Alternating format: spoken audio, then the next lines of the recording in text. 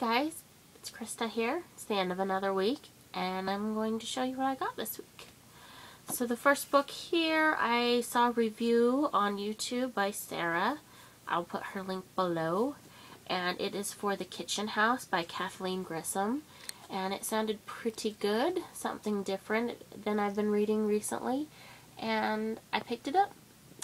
It's about a girl who becomes orphaned when she is 7 years old. She is coming over on a boat to the United States and her parents die. When she gets here, she gets put to work in the kitchen house with the slaves, but then eventually moves up to the big house, and stuff is going on there. It says that eventually Lavinia is accepted into the world of the big house, where the master is absent and the mistress battles opium addiction.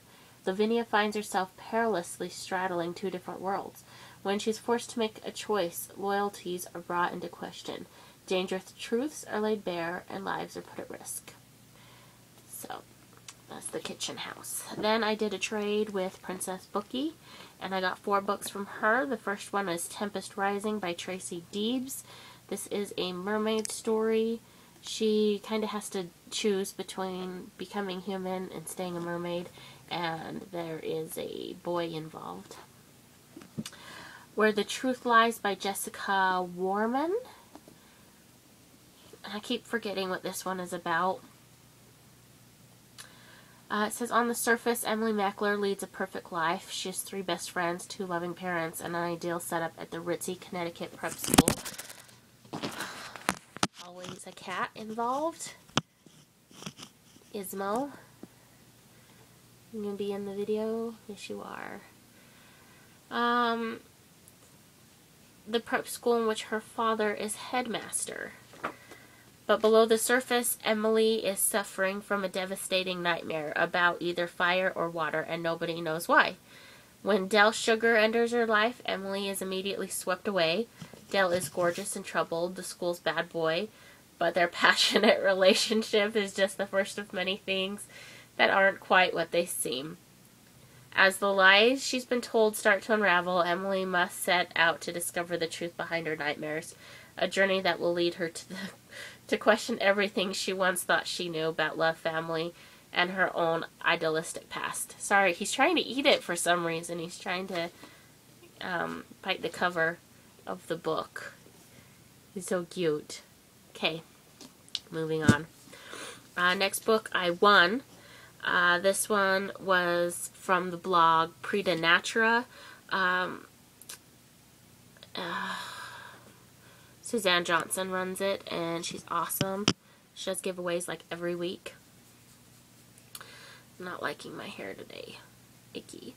Okay, so anyway, it's Graveminder by Melissa Marr, and this book sounds fantastic. It's her first adult book. It's an adult book, but I'm going to read this one to you because it sounds great. Rebecca Barrow never forgot the attention her grandmother Maylene bestowed upon the dead of Claysville, the small town where Beck spent her adolescence. There wasn't a funeral that Maylene didn't attend, and at each one Rebecca watched as Maylene performed some unusual ritual. She took 3 sips from a silver flask and spoke the words, "Sleep well and stay where I put you." Now Maylene is dead, and Beck must go back to the place where she left a decade earlier. She soon discovers that Claysville is not just the sleepy town she remembers, and that Maylene had good reason for her odd traditions. It turns out that in Claysville, the worlds of the living and the dead are dangerously connected. Beneath the town lies a shadowy, lawless land ruled by the enigmatic Charles, aka Mr. D. If the dead are not properly cared for, they will come back to satiate themselves with food, drink, and stories from the land of the living. Only the Graveminder, by tradition a Barrow woman, and her undertaker, in this case Byron Montgomery, with whom Beck shares a complicated past, can set things right once the dead begin to walk. Although she is still grieving for Maylene, Rebecca will soon find that she has more than a funeral to attend in Claysville, and that what awaits her may be far worse. Dark secrets, a century-old bargain, a romance that still haunts her, and a frightening new responsibility to stop a monster and put the dead to rest where they belong. Sounds completely awesome. I can't wait to read that book. Next one was another trade with Princess Bookie. It's Blood Red Road by Moira Young. I keep forgetting what this book is about. Saba and Lou, who are twins, and one day a storm brings in a monster sandstorm arrives bearing 4 cloaked horsemen. Saba's world is shattered, Lou is captured, and Saba embarks on a quest to get him back. Suddenly thrown into the lawless, ugly reality of the world outside, Saba is lost without Lou to guide her. So perhaps the most surprising thing of all is what Saba learns about herself. She's a fierce fighter, an unbeatable survivor, and a cunning opponent. Teamed up with a handsome daredevil named Jack and a gang of girl revolutionaries called the Free Hawks, Saba stages a showdown that will change the course of her own civilization. So sounds pretty fun. Says that it has a poetically minimal writing style with violent action and has an epic love story. So cool. Cool. Then I picked up Compulsion by Heidi Arabi. This was also a trade with Princess Bookie.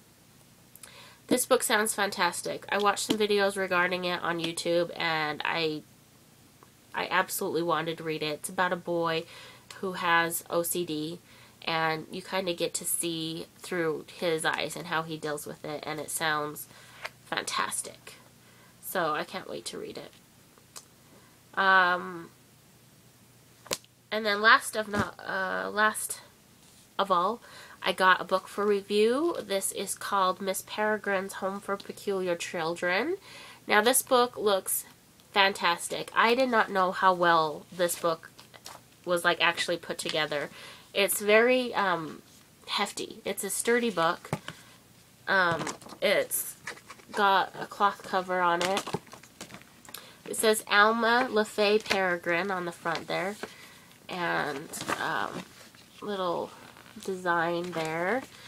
But like every 4 or so pages in this book, it's got pictures.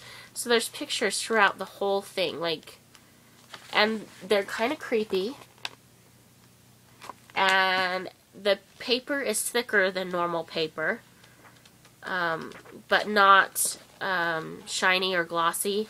But it's got some pretty freaky pictures throughout it. And I mean like several, like literally every couple of pages is a new picture, which is completely awesome. And so I can't wait to get into this book. But let me tell you what it's about. It's out on June 7th. Oh, this is the back. Some more of the pictures. Gizmo. Let me read the back, the flap to you. It says, a mysterious island, an abandoned orphanage, a strange collection of very peculiar photographs. It all waits to be discovered in Miss Peregrine's Home for Peculiar Children, an unforgettable novel that mixes fiction and photography in a thrilling reading experience. As our story opens, a horrific family tragedy sets 16-year-old Jacob journeying to a remote island off the coast of Wales, where he discovers the crumbling ruins of Miss Peregrine's Home for Peculiar Children. As Jacob explores its abandoned bedrooms and hallways, it becomes clear that Miss Peregrine's children were more than just peculiar. They may have been dangerous. They may have been quarantined on a deserted island for good reason, and somehow, impossible though it seems, they may still be alive. A spine-tingling fantasy illustrated with haunting vintage photography, Miss Peregrine's Home for Peculiar Children will delight adults, teens, and anyone who relishes an adventure in the shadows. So I'm very excited to read this. I'm hoping to read this next week, or over the next week. And I will tell you guys about it. And it looks fantastic. And I love the pictures. I love the pictures throughout the whole book. You can't really see that, so I don't know why I showed you. But anyway, it looks awesome. I will tell you about it as soon as I'm done reading it. And that's it for this week. Hope you guys are having a great time. I guess that's all. I'll talk to you soon. Happy reading. Bye.